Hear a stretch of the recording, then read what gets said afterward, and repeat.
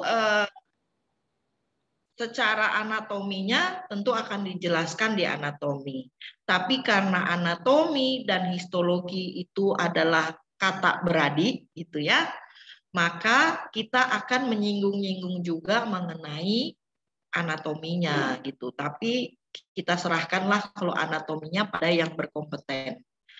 Baiklah, kalau kita lihat atau kalau kita perhatikan sebenarnya mata kita itu terdiri atas beberapa part ya atau bagian-bagian. Mulai dari luarnya tadi itu yang menjadi bagian dari mata, ada alis, ada bulu mata, kemudian ada bola mata, ada palpebra juga gitu ya.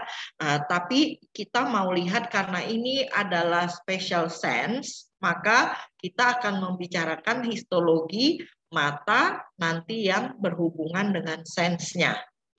Tapi kalau kita ke sensenya itu tentunya nanti kita berhubungan dengan retina. Retina itu bagian paling dalam dari lapisan bola mata. Masuk ke dalam kan harus dari luar dulu gitu. Jadi kita bicara dari luar. Dari luar ke dalam, dinding bola mata itu, bola mata itu terdiri atas dindingnya, ya, dan kemudian ada bagian rongga-rongga di dalamnya. Kalau dindingnya itu terdiri atas korneoskleral di bagian luar, kemudian ada uveo atau uvea atau central cord, dan kemudian ada retina di bagian dalam. Tetapi jangan dipikirkan bahwa ketiga lapisan pada dinding ini memang benar-benar 3 lapisan. Itu adalah pemikiran yang salah, saudara-saudara. Kenapa? Karena masing-masing lapisan itu juga terdiri atas lapisan-lapisan berikutnya. Sampai sini udah ada yang mau membubuhkan sianida pada sate ya, seperti barusan kasus barusan ya, dibubuhkan sianida ke sate gitu. Karena kalau untuk dibubuhkan sianida ke kopi kan udah pernah, ke sate belum pernah, jadi dicoba gitu. Dan sudah berhasil. Dan kemudian di bagian interiornya yang ada rongga-rongganya itu ya, rongga-rongganya itu terdiri atas anterior chamber, kemudian ada posterior chamber dan ada vitreal cavity. Nanti bagian-bagian itu apa-apa saja kita akan melihatnya satu persatu. Oke? Nah, secara ilustrasinya itu yang tadi cakap-cakapnya di atas tadi itu seperti ini gitu ya gambarannya. Jadi ada lapisan outer yang terdiri atas korneoskleral, kemudian ada lapisan tengahnya ini ya, yang dindingnya itu ya, kemudian ada lapisan tengah, uvea, dan kemudian ada retina.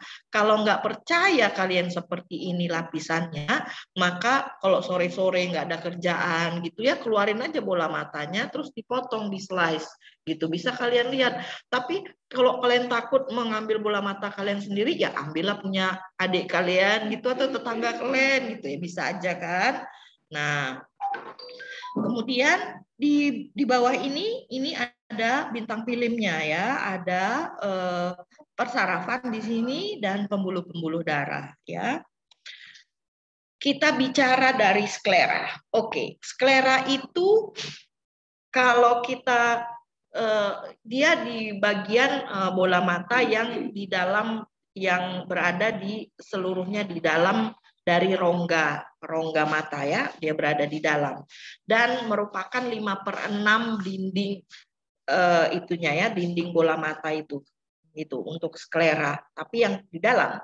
Nah,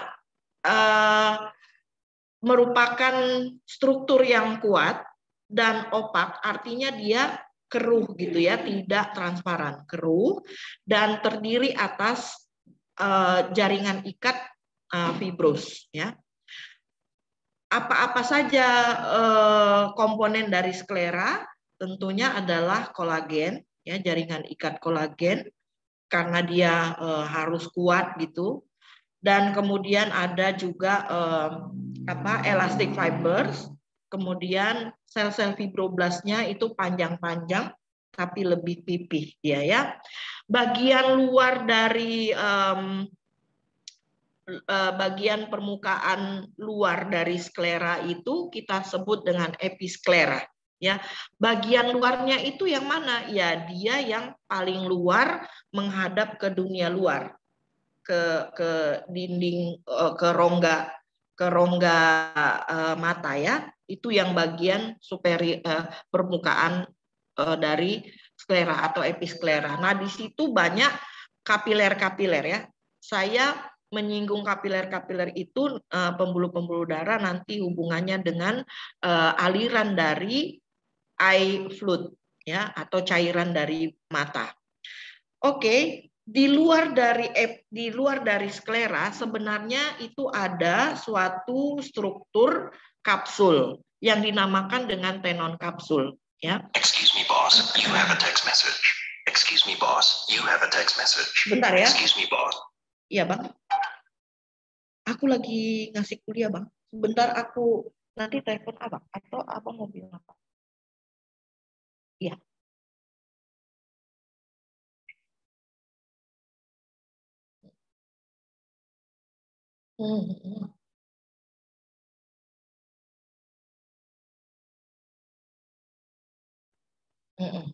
Boleh bang, boleh.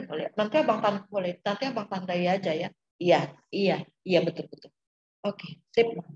Ya sip. Ya bang. Oke, itu tadi adalah telepon mengenai keuangan ya, jadi tidak bisa dihindarkan gitu ya. Menambah mata pencaharian juga itu kan, pelajaran pencahari mata ya. Oke, jadi tadi ada tenon kapsul ya. Tenon kapsul itu di bagian permukaan luar lagi dari episklera, dan di antara tenon kapsul itu ada tenon chamber ya. Tenon chamber itu membuat bola mata itu bisa bergerak gitulah ya, bisa melakukan pergerakan gitu, memungkinkan karena ada space di antara tenon kapsul dengan sklera. Nah, di bagian paling dalam ya, di bagian paling dalam dari sklera itu ada melanosit ya. Kemudian kalau fungsi dari sklera ya inilah ya bla bla bla bla, terutama maintaining eye shape. Jadi karena dia kuat kan, jadi dia yang mempertahankan mempertahankan bentuk dari bola mata. Oke. Nah, tadi kan yang 5/6 di bagian dalam. Berarti ada 1/6 lagi. Ada 1/6 lagi dinding bola mata outernya itu yang merupakan bagian dari kornea. Kornea itu yang permukaan luar. Jadi kalau kita lihat dari luar, maka yang kita ketemu adalah kornea, gitu ya. Kornea ini tidak berwarna dan transparan. Tidak berwarna dan transparan. Komponennya adalah terdiri atas epitelium, kemudian ini dari luar ke dalam ya, dari luar ke dalam ada lapisan-lapisannya seperti pada gambar di sebelah kiri. Ini ada corneal epithelium, kemudian ini lagi ada Bowman membranes ya, ada Bowman membrane. Kemudian ada substansia atau stroma, substansia proprianya, stroma atau badan dari kornea itu. Kemudian di bawah itu ada descending membran dan ditutup dengan corneal endothelium. Ya. Nah, kalau corneal epithelium itu sebenarnya adalah terdiri atas stratified squamous epithelium ya.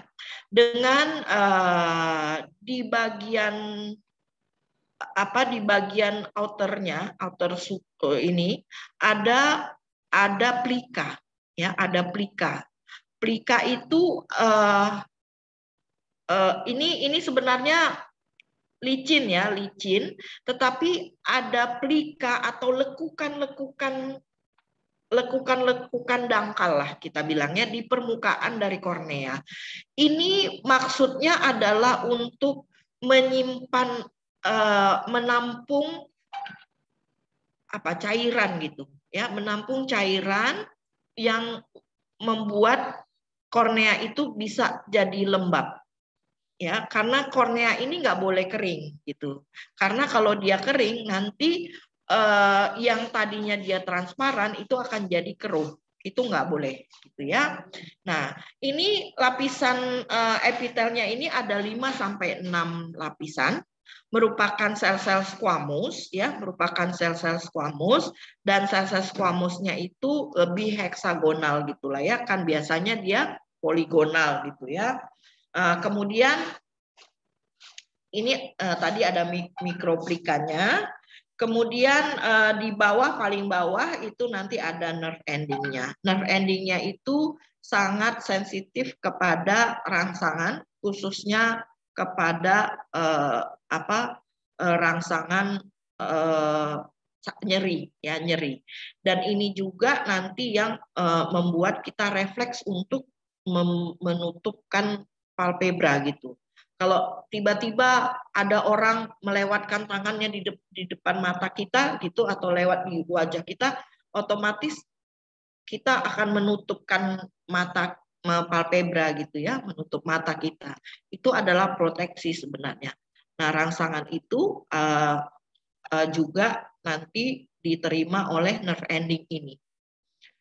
Oke. Selanjutnya dari epitel kita ke Bowman membrane ya. Bowman membrane ini merupakan fibril-fibril ya, atau serabut-serabut dari kolagen yang pendek-pendek atau kecil-kecil. Kolagennya tipe 1.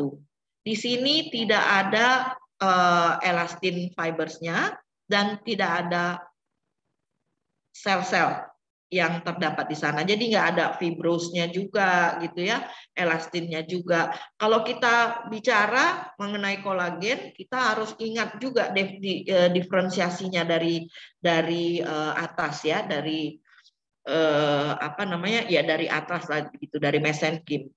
Jadi kolagen itu hasil akhir diferensiasi dari fibroblast. Nanti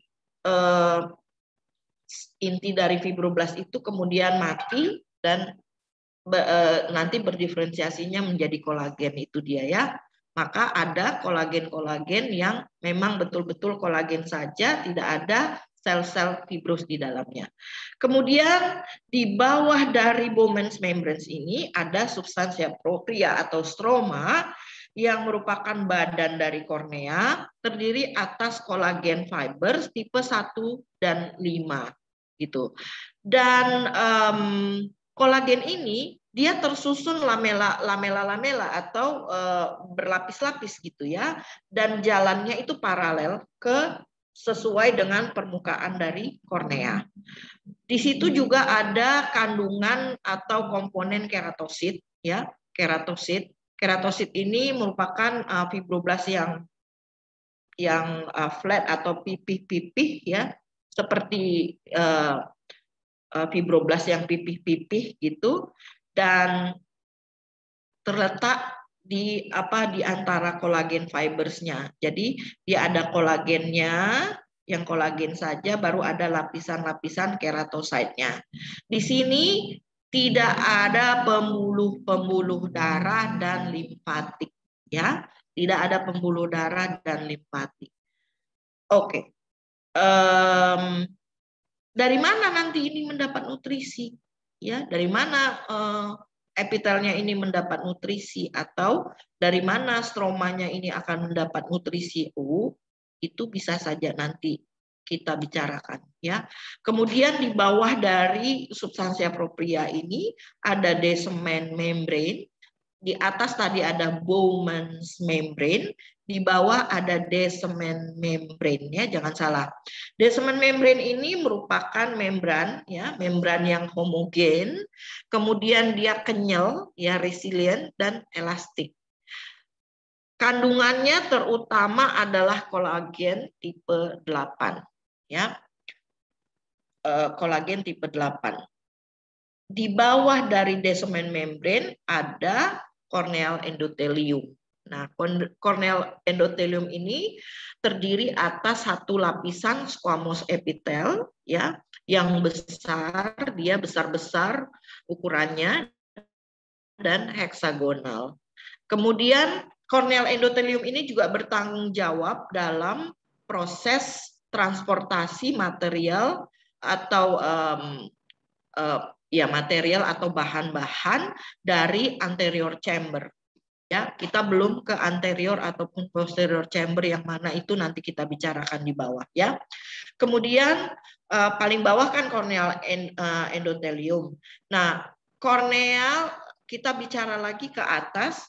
Secara umum kenapa kornea itu bisa transparan gitu ya, dibandingkan dengan sklera tadi yang opak ya. Korneal itu transparan oleh karena jaringan ikatnya itu atau serabut-serabutnya itu ukurannya uniform atau seragam ya, dan dia berjalannya paralel gitu, tersusunnya teratur gitu ya. Arrangement dari kolagen fibersnya itu teratur gitu, dan properties dari ground substance-nya ya. Oke,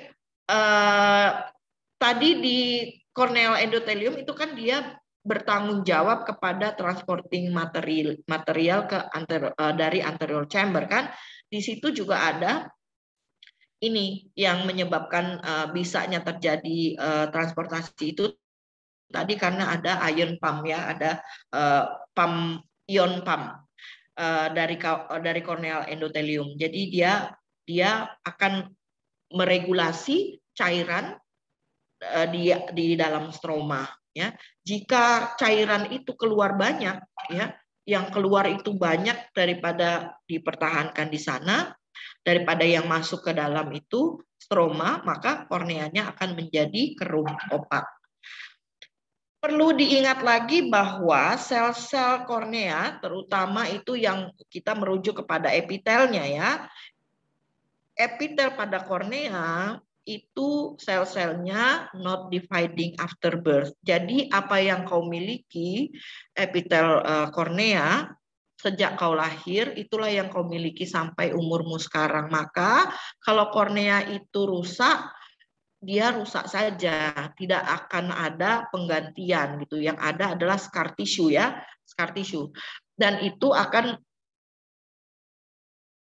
mengurangi penglihatan kan gitu ya, akan menghalangi penglihatan. Sehingga kenapa? Karena itu akan mengurangi cahaya yang masuk atau ya itulah stimuli cahaya yang masuk ke dalam saraf. Sehingga kalau kornea itu rusak, maka kornea itu perlu digantikan ya, digantikan dengan cara transplantasi kornea ya. Kalian bisa periksa bagaimana keadaan kornea kalian sekarang ke dokter mata. Kalau dia suka menggosok-gosok matanya, itu biasanya korneanya itu bergaris-garis, ya, bergaris-garis ya, gitu.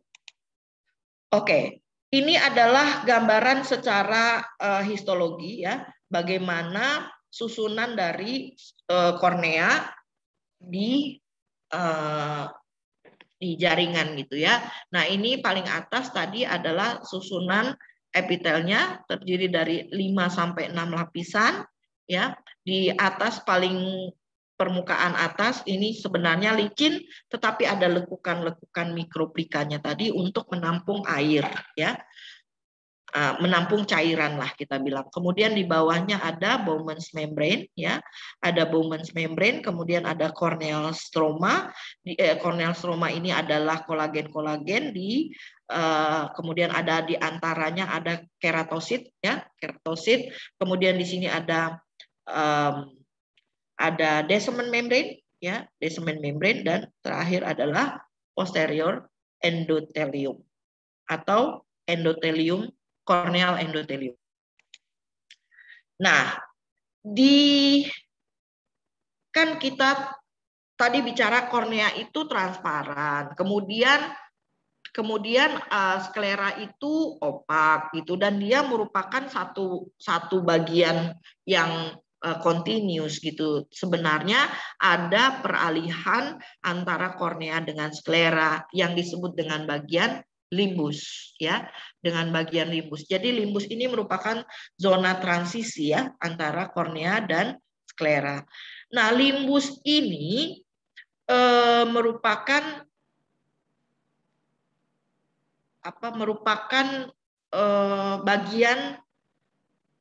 bagian ujung dari Bowman's membran dan Descemet membrannya ya.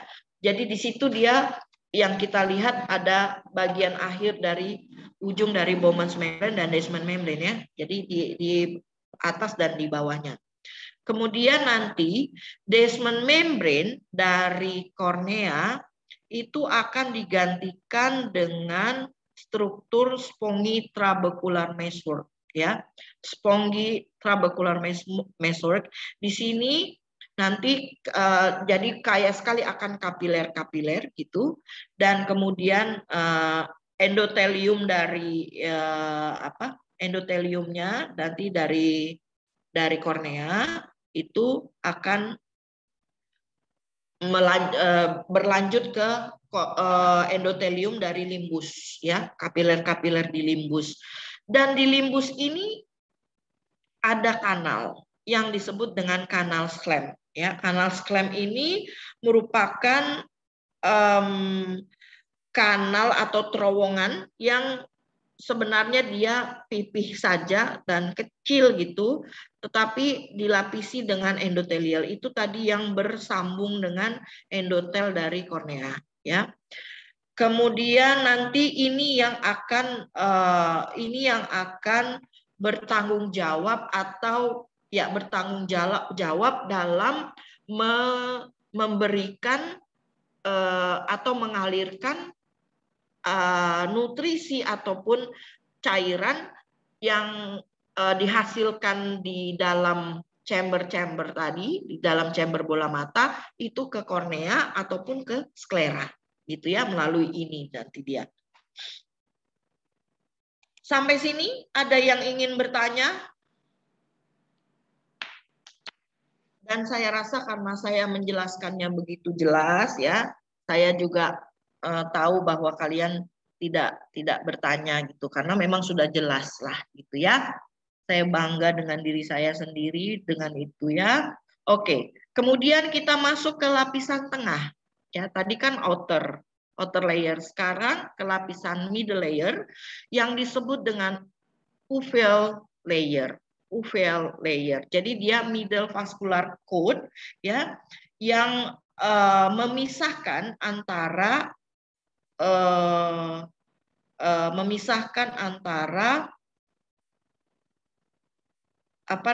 memisahkan antara outer layer dengan tentunya dengan inner layer ya. Nah, di sini uveal layer itu terdiri atas choroid, ciliary body, dan iris. Nah, ini juga di kepala kita harus langsung berpikiran bahwa bagian-bagian ini juga seperti strukturnya seperti kornea sklera, ya, kornea dan sklera. Seperti itu juga dia strukturnya gitu. Jadi ada choroidnya, kemudian ada ciliary body-nya, kemudian ada irisnya gitu ya di situ. Gitu dia susunannya. Oke. Kalau choroid ini uveal layer ini kita namakan juga sebagai middle vascular coat karena memang pembuluh-pembuluh darah itu disinilah tempatnya, ya, disinilah tempatnya, terutama di choroid, ya, terutama di choroid. Choroid ini tipis, ya, dan berwarna kecoklatan karena dia highly vascular, ya, highly vascular. Dia tepat terletak di posterior cornea, ya, dia tepat terletak di posterior cornea. Ada 3 lapisan pada choroid, ya, outer vessel layer, jadi kemudian central choriocapillary layer dan glassy atau glassy membrane atau Bruch's membrane itu. Nah, yang outer vessel layer itu komposisinya adalah ada konektif tisunya, kemudian ada melanositnya, kemudian di situ ada kapiler, ciliary arteries ataupun vein, ya. Kemudian untuk sentral di tengah choreo capillary layer itu merupakan satu jaring-jaring ya, atau jaringan kapileri untuk nutrisi yang diperlukan bagi retina, karena dia antara koroid ini kan di antara retina dan kornea ya, atau sklera gitu ya. Kemudian ada glassy membrane. Glassy membrane ini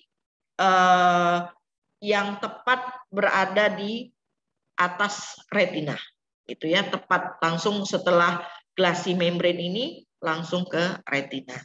Ini dia gambarannya di sebelah kiri ya. Di atasnya itu sklera, kemudian dari sklera ini koroidnya. Koroidnya tentunya dari outer vessel, kemudian ke central choreo capillary yang ada kapiler-kapilernya. Kemudian di sini nanti ada glassy membrane ya, di bawah tentu langsung ke retina. Nah, kemudian kita masuk ke itu kan tadi di belakang ya. Kemudian kita berjalan ke koroid ke bagian anteriornya. Di bagian anteriornya itu ada ciliary body namanya ya. Ciliary body ini terdiri atas lapisan vaskular di bagian dalam, kemudian ada smooth muscle. Ya, itulah yang merupakan badan dari ciliary ini. Kemudian kan gini, bisa kita ilustrasikan dia, kalau kalian buat tangan kalian itu seperti ini ya, kalian buat tangan kalian seperti begini, ya begini ya. Jadi kalau dia di bagian luar tadi, skleranya ini ya, kemudian korneanya ini ya, korneanya kan ini. Tapi kalau dia bagian tengah, dia seperti ini. Bagian ininya adalah koroid, kemudian di bagian anteriornya itu adalah ciliary body. Ciliary body ini bisa kita analogikan dengan telapak tangan. Ini ciliary body-nya, ya. Kemudian ada ciliary processus. Ciliary processus itu tonjolan-tonjolan yang keluar dari ciliary body, jadi persis seperti ini, gitu ya. Ini ciliary body, dan ini terdiri atas smooth muscle juga. Kalau ciliary processusnya itu sekitar 60-80 ridges ya, jadi ada tonjolan-tonjolan 60-80. Dan ini masing-masing dilapisi oleh ciliary epithelium ya, ciliary epithelium. Dan kemudian kandungannya tentunya ada smooth muscle, vaskular, kemudian stroma, jaringan ikat ya, apakah itu kolagen ataupun dia fibrus dan elastik, kemudian ada sel-sel melanosit yang tersebar gitu. Nah, ciliary epithelium ya, ciliary epithelium, terutama kita bicara mengenai prosesus ya. Ini dia melapisi terdiri atas dua struktur ya. Ada yang non pigmented. Jadi kalau dia begini, di bagian luarnya dia adalah non pigmented cell ya untuk epitelnya, tapi di bagian dalam ya, di bagian dalam bawah dia adalah pigmented cells ya, pigmented cells. Nah, yang bagian pigmented cells ini nanti akan bersambung ke retina ya, ke epitel retina juga, yang pigmented epitel dari retina ya. Ke situ ya. Jadi di situ tapi tidak ada fotosensitif selnya untuk yang bagian pigmented epithelium di retina ini.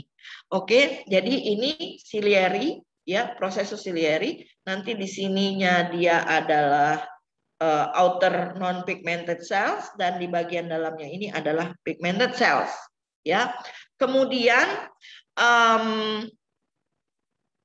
di ini prosesus ciliary ini kan ada bagian dari pigmented cells, ya. Pigmented cells ini di bagian dalamnya, dan di bagian dalam ini, ya, ini kalau kita lihat yang outer itu non pigmented kan, seperti ini. Kalau yang dia di bagian innernya dia adalah pigmented layer. Nah, yang pigmented ini sel-selnya itu akan menghasilkan zonula fibers. Ya, zonula fibers atau disebut juga dengan zonula ciliaris. Itu zonula fibers itu adalah serabut-serabut nanti yang akan mengikat lensa, ya, mengikat lensa sehingga lensa itu bisa terletak sedemikian rupa di sana, nggak melayang-layang di dalam rongga mata, gitu ya. Jadi dia mengikat. Nanti kita lihat bagaimana strukturnya atau kedudukannya gitu. Jadi zonula fibers itu dihasilkan oleh sel-sel epitel ciliary yang non pigmented. Kalau non pigmented berarti dia di bagian outer, ya, di bagian outer. Oke. Karena tentunya zonula fibers ini juga non pigmented dong, karena dia dihasilkan yang non pigmented, ya.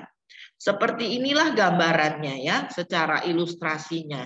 Ini adalah ciliary body, ya, ciliary body. Ciliary body ini atau ini adalah ciliary processus. Ciliary processusnya itu di bagian luarnya itu ada epitel non pigmented, dan itu yang menghasilkan zonula fibers atau zonula ciliaris. Nah, ini yang akan mengikat. Ini lensa, ya. Jadi dia mengikat lensa itu. Jadi seperti ligamen dia di sana, ya, yang mengikat lensa itu. Oke, kalau ciliary muscle-nya apa aja gitu, ya. Ciliary muscle-nya tentunya smooth muscle, dan terutama kita jumpai di ciliary body-nya. Untuk apa? Ya, untuk mengkontrol gitu bentuk daripada lensa. Jadi kalau dia kontraksi, maka lensanya akan lebih konveks gitu, ya. Kemudian kalau dia ini relax, dia akan lebih ke semula gitu. Ada 3 arrangement, ya, atau susunan dari ciliary muscle ini. Ada yang circular orientation, kemudian ada yang radial dan meridional. Sudah ke bagian tengah, sudah selesai. Sudah selesaikah bagian tengah? Belum, karena di bagian paling anterior daripada bagian medial dari lapisan bola mata ini, dinding bola mata, itu ada satu struktur yang disebut dengan iris atau iris, ya. Nah, kalau kita lihat tadi analogi seperti ini, ya, kita analogikan seperti ini. Ini adalah prosesus ciliaris, ya. Ini adalah prosesus ciliaris. Kemudian ada iris yang satu, dia memanjang. Sebenarnya bukan satu, ya, karena dia jalannya radial, gitu, ya. Ada radial dia. Semuanya ada yang menonjol, satu yang paling menonjol gitu. Kan prosesnya gini. Nah, ini dia ada irisnya. Iris tuh di bola mata kita itu, di seluruh gitu. Ini gini gitu. Gitu, ya. Gitu ilustrasinya. Ada iris. Nah, iris ini yang akan nantinya strukturnya itu membentuk pupil. Jadi pupil itu sebenarnya bukan suatu benda, tetapi suatu suatu bentuk, ya, suatu bentuk yang disebabkan oleh kedudukan dari iris gitu. Kedudukan dari iris. Jadi karena irisnya begitu jalannya radial gitu, maka terbentuklah suatu bentuk jendela gitu lah, ya, bentuk jendela yang kita sebut dengan pupil. Nah, dengan pupil, dan iris ini merupakan juga nanti lanjutan dari ciliary body, ya, dari ciliary body, dan kemudian nanti dia akan memisahkan antara anterior chamber dan posterior chamber, ya, anterior chamber dan posterior chamber. Jadi kalau begini ya, kalau begini, kalau iris itu begini, maka anterior chambernya berada di antara kornea dengan iris. Yang posterior chambernya itu berada di antara iris dengan lensa. Bisa dibayangkan? Bisa lah ya. Anterior chamber itu berada di antara ruang yang dibentuk oleh kornea dan iris. Kalau dia posterior chamber, ruang yang dibentuk oleh iris dan lensa. Itu dia chambernya ya. Kemudian di belakang lensa barulah vitreal cavity. Itulah tadi interior dari bola mata. Nah, kembali ke iris ya, kembali ke iris. Iris ini bagian anteriornya ya itu dilapis ada melanosit dan fibroblast ya, dilapisi oleh melanosit dan fibroblast. Kemudian di bagian posteriornya itu ada dua baris ya, sel-sel kuboidal yang merupakan pigmented cells ya. Dan itu merupakan lanjutan dari ciliary epithel. Pasien tuh tadi Kak.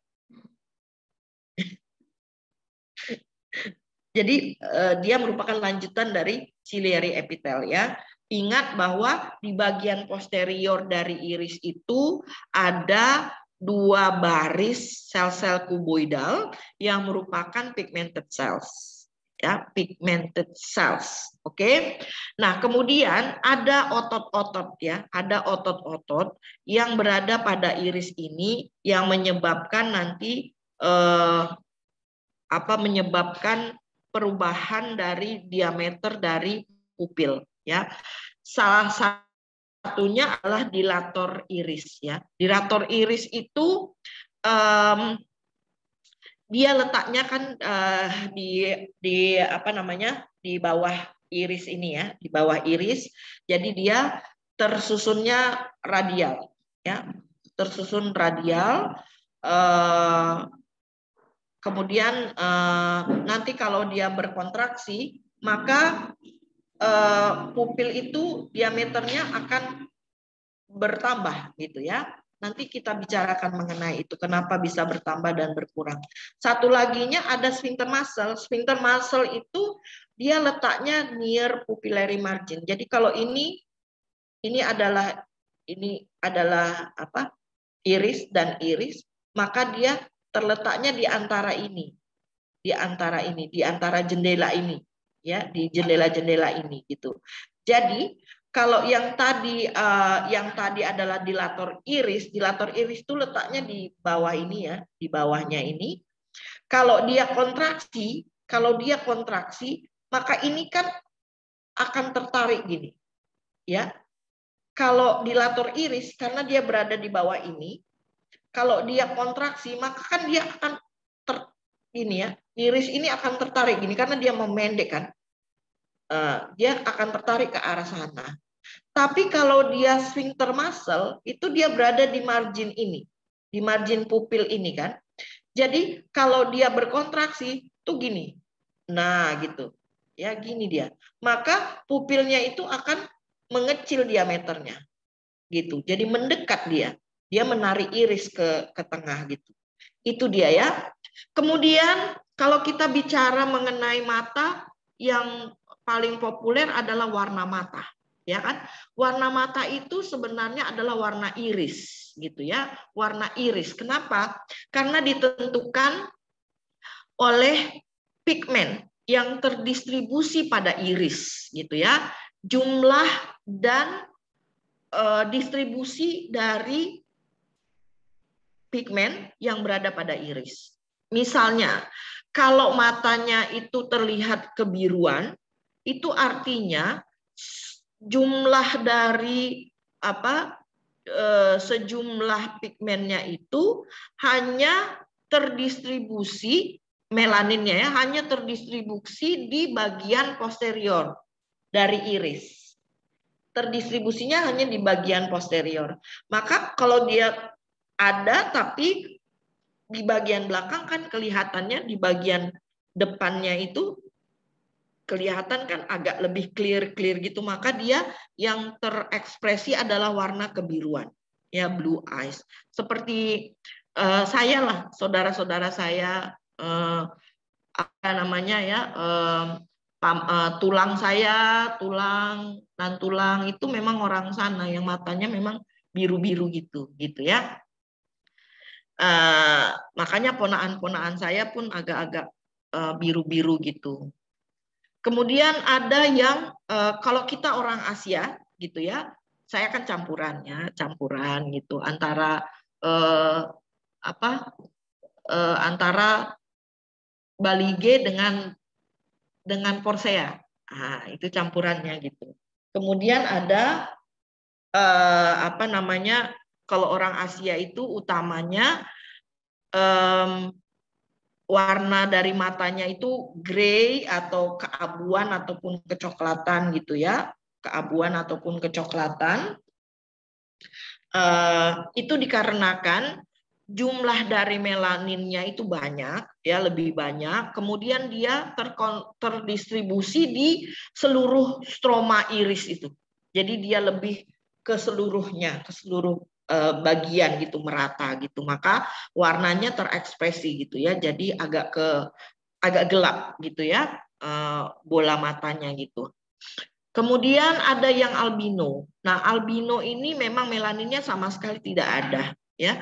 Tidak ada melaninnya dan warnanya itu, maka warna bola matanya itu kelihatan seperti ke pink gitu ya, pink atau ya pink lah. Merah muda gitu. Itu karena yang nampak adalah vaskular ya, vaskular di iris itu yang terekspresi gitu. Karena vaskular itu kan kemerahan gitu, maka dia terekspresinya warnanya pink gitu. Ada satu lagi warna mata yang misalnya dia warna matanya itu ungu gitu, ungu. Nah, itu artinya dia sedang pakai kontak lens. Nah, kalau itu nggak berhubungan dengan pigmen melanin sama sekali, gitu ya. Oke. Oh ya, kalau pupil itu juga disebut dengan orang-orangan mata ya.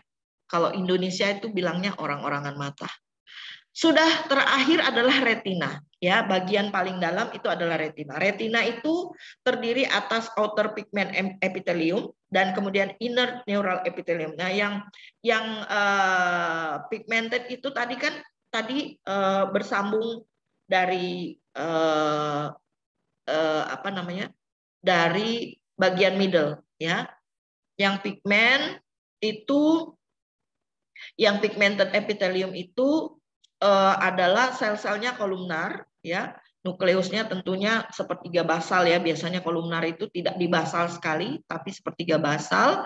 Dan basal cellsnya itu langsung berbatasan dengan Bruch's membrane. Jadi dia terletak di atas dari Bruch's membrane kan.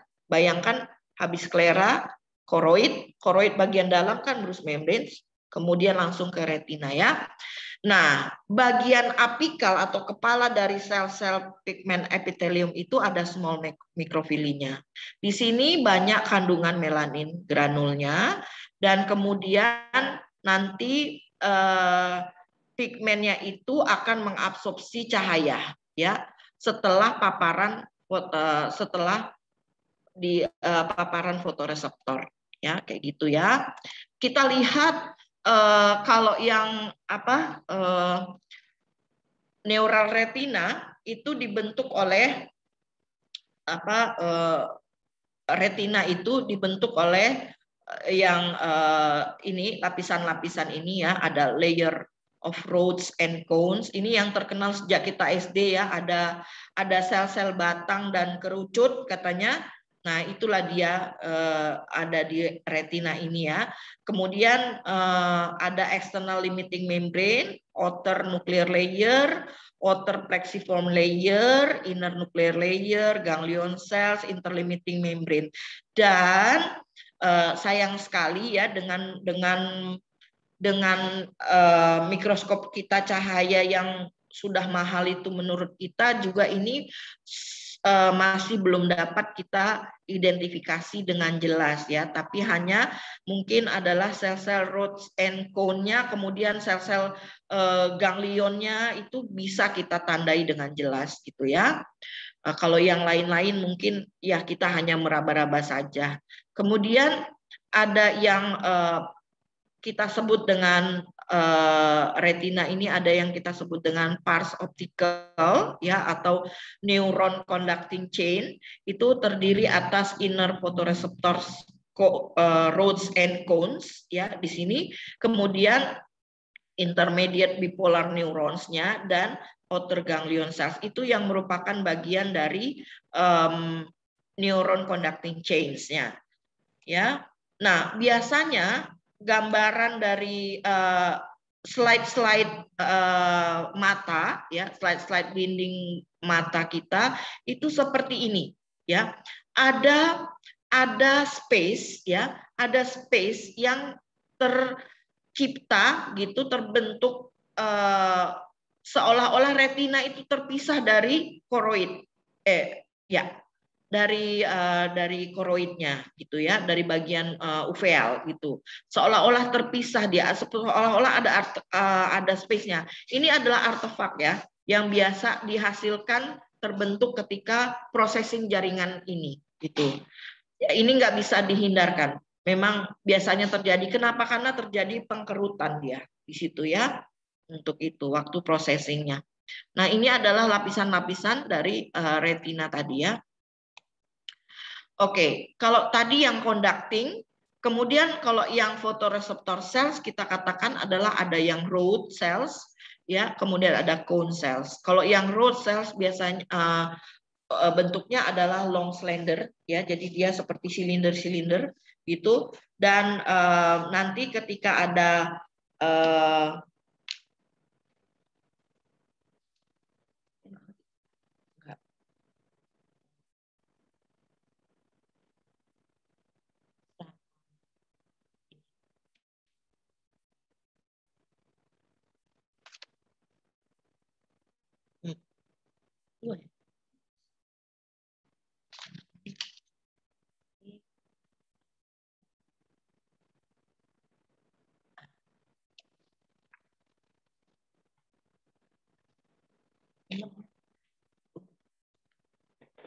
Oke, dari rod cells itu nanti dia setelah ada exposure cahaya, nanti rod cells itu akan mengubah rhodopsin ya, nanti akan terjadi perubahan rhodopsin.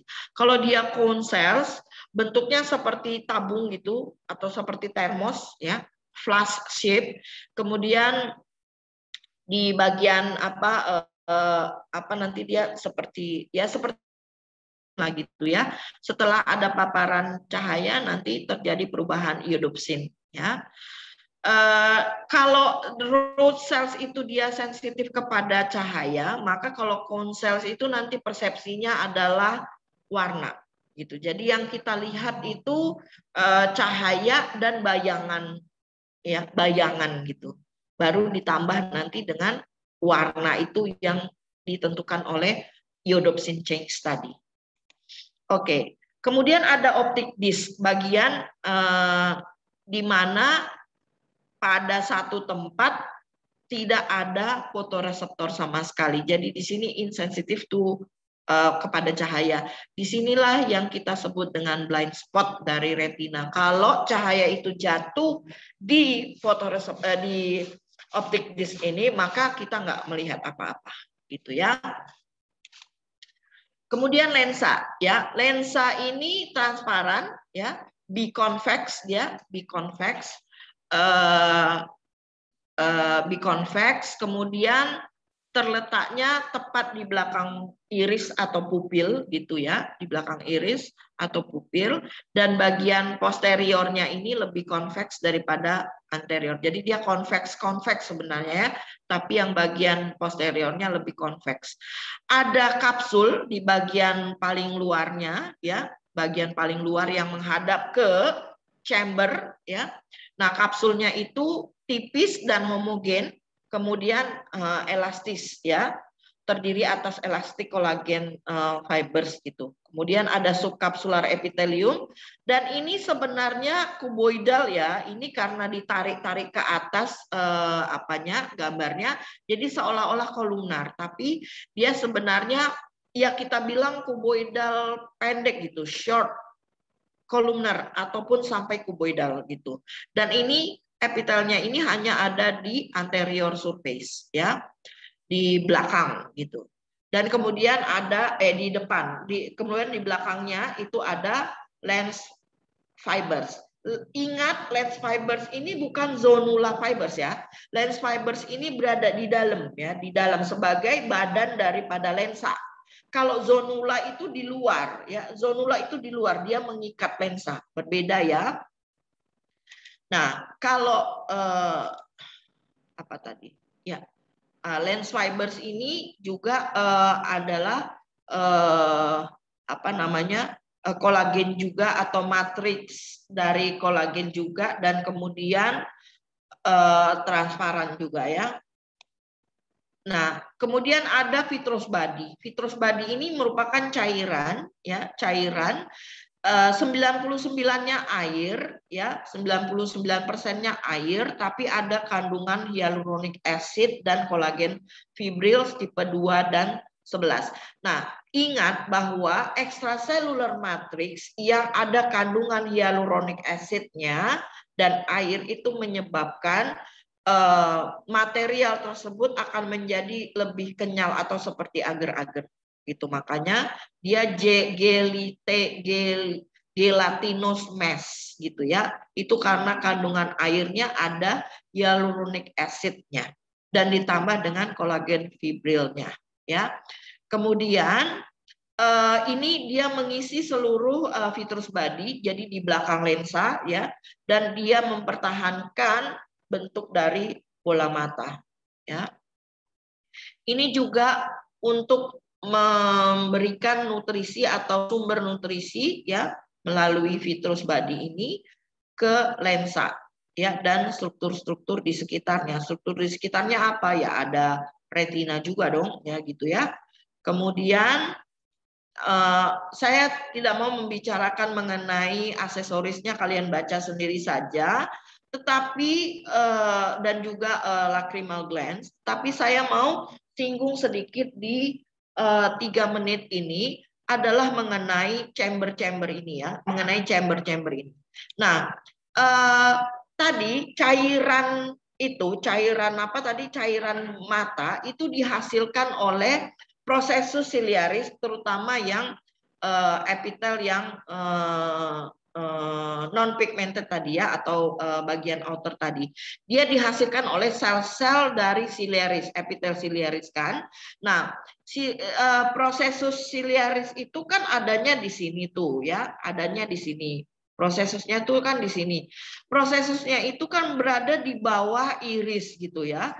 Maka dia akan menghasilkan cairan itu, dan kemudian cairan itu pertama akan tertampung di posterior chamber ya, kemudian masuk melalui pupil dan masuk ke anterior chamber. Setelah dari anterior chamber dia akan masuk ke melalui meshwork yang ada di limbus tadi ya, meshwork yang ada di limbus tadi, kemudian masuk ke kanal Schlemm, ke epitel, ke kapiler di episklera ya, di episklera, dan kemudian mengalir ke dalam sini lagi gitu. Ke dalam sini ada Dokter Mega woi. Ke dalam sini gitu. Jadi nah, hal ini yang menyebabkan dryness atau aliran dari fluid tadi gitu ya. Kemudian nanti ini akan mengalir ke lain-lain tempat, diserap ke jaringan adjacent structure lah gitulah kita bilangnya, ke bagian-bagian lainnya. Tapi ada kejadian glaukoma. Ingat ya, ada kejadian glaukoma itu adalah menumpuknya cairan di dalam bola mata sehingga tekanan dari bola mata itu meningkat. Ada dua, open glaukoma dan closed glaukoma. Nah, itu juga berhubungan dengan sudut yang dihasilkan oleh iris dan kornea ya. Kenapa begitu? Lihat ya, sudutnya itu kan begitu ya. Kalau kita lihat antara iris dan kornea itu sudutnya itu nanti kita bilang ada yang open angle, ada yang close angle. Kalau yang open angle, sudutnya baik baik saja, tapi ada clotch atau ada sumbatan pada meshwork, sehingga cairan dari yang tadi dari anterior itu nggak masuk dia ke kanal stem atau ke meshwork itu, sehingga dia menumpuklah di sini sehingga meningkatkan tekanan bola mata kan. Nah, kalau yang close itu memang sudut yang dihasilkan oleh kornea dengan irisnya itu memang menyempit gitu. Kayak mana ya? Nah gitu, dia menyempit. Sementara meshworknya baik-baik saja. Nah itu juga menyebabkan cairan tuh nggak masuk tuh ke sana gitu. Yang menjadi yang lebih menakutkan sebenarnya adalah close angle ya. Itu merupakan emergensi ya, kejadian emergensi. Jadi harus diatasi secepat-cepatnya. Demikian saja pertemuan kita hari ini. Sudah jam 12. Saya sudah diperingatkan oleh Dr. Fitri dengan Dr. Mega, kenapa orang anatomi ada di sekitar saya hari ini. Saudara-saudara, saya tidak tahu ya. Aduh, baiklah. Itu saja. Kalau ada pertanyaan-pertanyaan, silahkan.